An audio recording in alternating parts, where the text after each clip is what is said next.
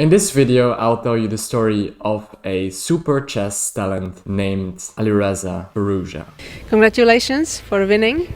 Thank you. I guess it was the payback for the yesterday. When I get an easy position, I will win. Of course I get him in calculation. Chess for me is always a game I cannot never quit, I believe. Yeah, today I feel happy, but in general I am a bit disappointed because I was very close to win the whole thing. Did you immediately realize that it was a very good move? Yeah, after 10 seconds I just realized that... Alireza's second victory already in a row. How does it feel?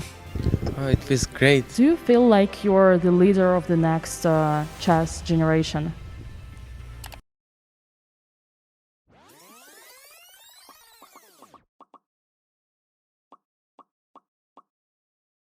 When I was still playing with toys and unskilled at just about anything, Alireza was out there beating professional chess players. At 14, he earned the grandmaster title, the highest title you can possibly achieve in chess. He's the youngest ever 2,800 rated player, beating the previous record set by our current world champion, the GOAT himself, Magnus Carlsen. And as we speak, Alireza is the number 3 in the FIDE world rankings. Today, I'll tell you the story of a gifted Iranian kid that made the quickest chess progress in the history of the game, and who is seen by many, including Carlsen, as the biggest candidate to become the next world chess champion. I'll take you through the highs and lows of this young man's chess career. Ready? Okay, let's go.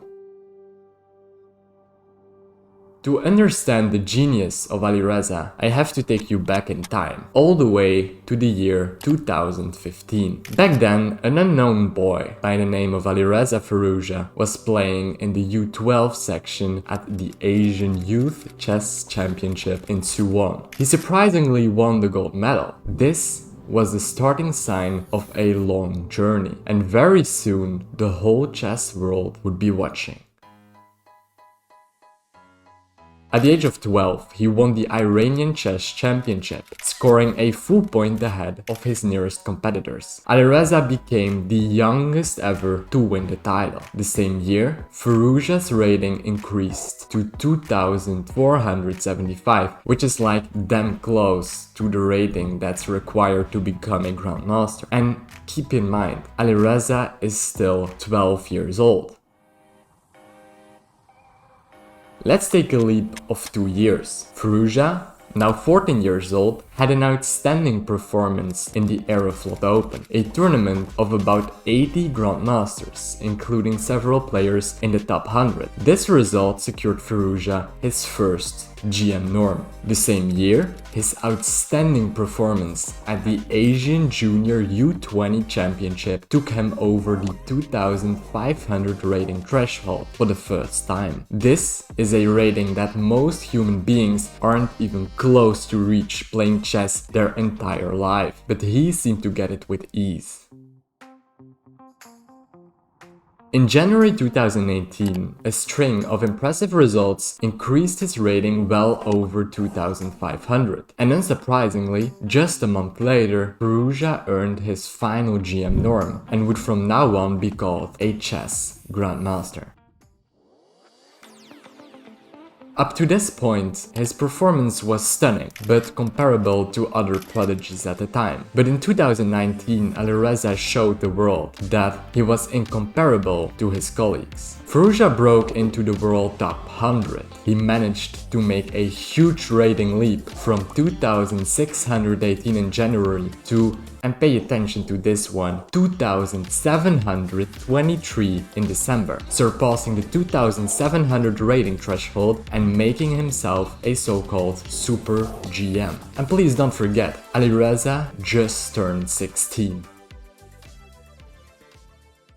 So what's the next best thing? Beating the world chess champion? Well, yeah, let's explain this real quick. For Alireza to be able to challenge the GOAT, the road wasn't easy to say the least. He first of all would have to successfully pass 2 tournaments, the Asian Chess Championship and the Chess World Cup, to be able to qualify for the legendary Candidates Tournament, which is composed of arguably the 8 strongest chess players in the world. And then Well, he'd have to win the entire thing. Sounds kind of not easy, right? So, how well did he do? Let's say not everything went to plan. First, he played the Asian Chess Championship, after which he was narrowly qualified for a spot in the World Cup. And he didn't play badly in the second stage either. Firouzja defeated Armen Peshikian in round 1 and Daniil Duboff in round 2, but he was stopped in round 3 by the number 1 seed Ding Liren. So again, what exactly were the consequences of all of this? Firouzja couldn't place himself for stage 3, the candidates tournament, but everyone knew sooner or later he would be back.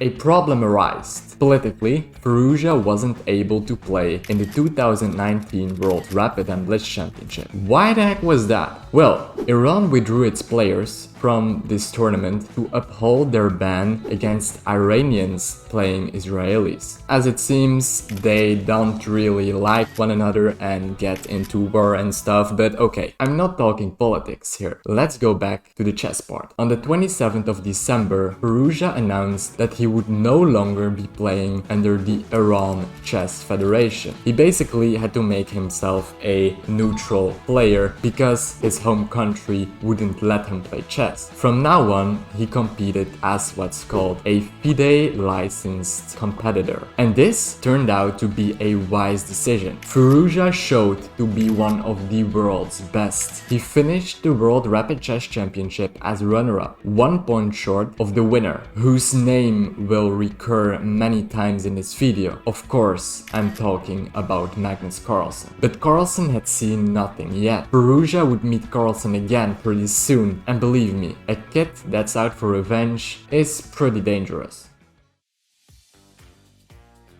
And almost, I'd have to end this story here, because we're now in the year 2020. Does that ring a bell? It's the year that will remain known in collective memory as, yes, the year of the pandemic outbreak and online chess. That's right, when the pandemic hit, all physical chess tournaments had to be postponed, and online chess became the new place to be. And it didn't take long for Alireza to take his revenge. In April, Firouzja faced the world chess champion Magnus Carlsen in the final of the Chess 24 Banter Blitz Cup. That was so bad. So bad. Playing so incredibly badly. I mean, I know I'm just playing so badly. It's absolutely game over.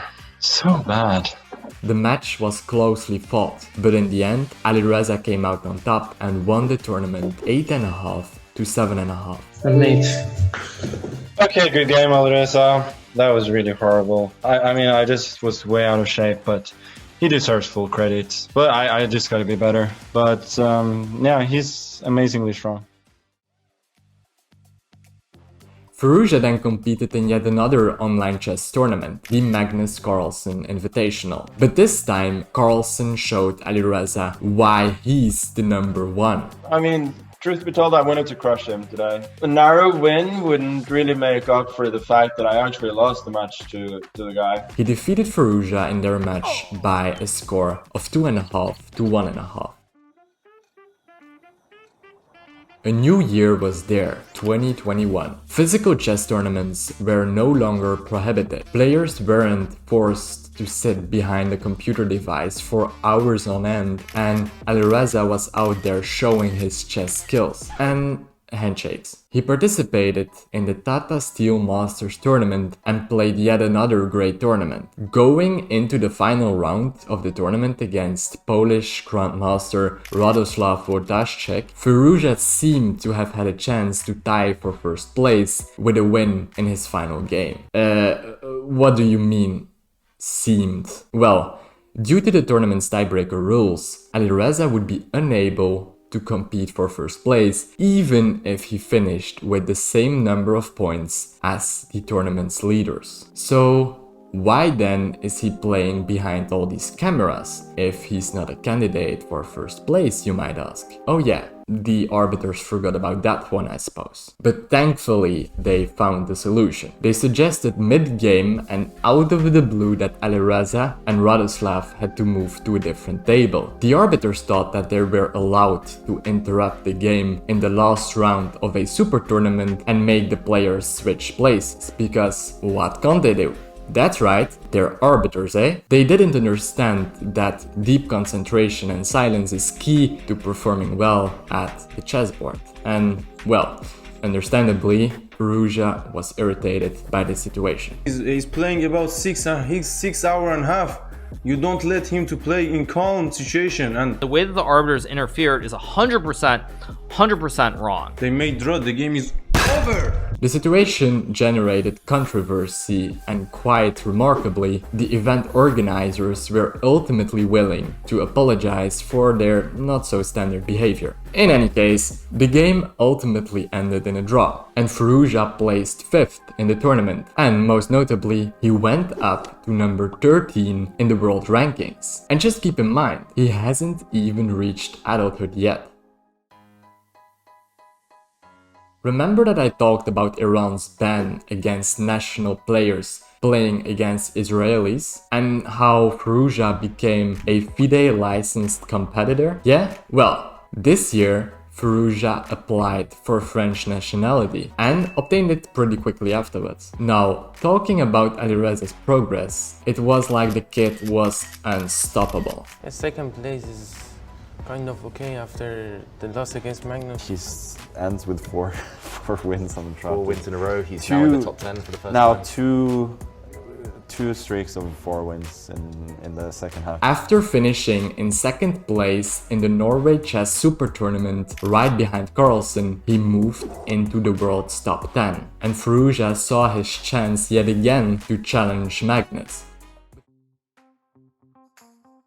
But remember, there is this path that you need to follow, composed of different stages and full of obstacles and traps, where only the best will find their way to eventually fight the final boss. Remember that one? Well, in stage 1, Alireza participated in the FIDE Grand Swiss tournament, which he won, thus qualifying for stage 2, the Candidates Tournament 2022. It was around this time that Alireza became the number 2 rated player in the world, right behind Carlsen, with his rating rising above the 2800 rating threshold for the first time. And just to mark how exceptional this was, Alireza back then was just 18 years and 5 months old. I mean, think about it. Alireza was the 2nd highest rated player in the world, having just reached adulthood. That seems like, indeed, a world record. Firouzja became the youngest player to be rated over 2800, breaking the previous record set by the GOAT himself. And quite notably, after winning the World Chess Championship 2021, Magnus Carlsen said, "If someone other than Firouzja wins the Candidates Tournament, it is unlikely that I will play the next World Championship match."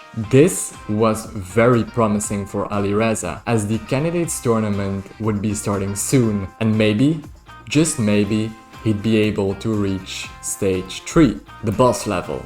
That, as history had shown, was, well, pretty difficult to pass. Stop. Remember in the very beginning of this video that I said I'd be talking about the highs and the lows of Alireza's chess career? And did you notice how there were so many highs and not so many lows? Well, that's kinda what's following now. Cause rather than an expected success, the Candidates Tournament became a nightmare for Alireza. He finished in 6th place. He lost overall way too many games and won only in the second half of the tournament against Richard Rapport in round 9 and Fabiano Caruana in round 14. Furthermore, when the tournament was already practically over for Alireza, he went for an all-nighter, playing bullet games against Daniel Narodetsky. No, but seriously, he's the one who needs to go to bed. Yeah, which I'm gonna do it for his own good. We're gonna play which, apart from ruining his game the next morning, also ruined his reputation. How many games did we play? Exactly 250. Oh my gosh. But they were 30-second games. Yeah, but that's not as much as it sounds. Everyone was talking about Alireza's performance as if it was his fault for not playing his best chess. Some argued that he was too stressed or not confident enough. Others that he was artificially changing his playing style or a bit unlucky. I wouldn't overanalyze this performance too much. Everyone can have a bad tournament. All the best in the world have known ups and downs. That's just how it goes. But I think that there's one thing everyone can agree on. Alireza will be back, ready to wipe anyone from the board, and maybe sooner than you think. Okay, now it's time to play some funky music in the background. Please like the video and subscribe to the channel if you haven't already, and I'll see you in the next video. Do you want to beat Magnus Carlsen one day?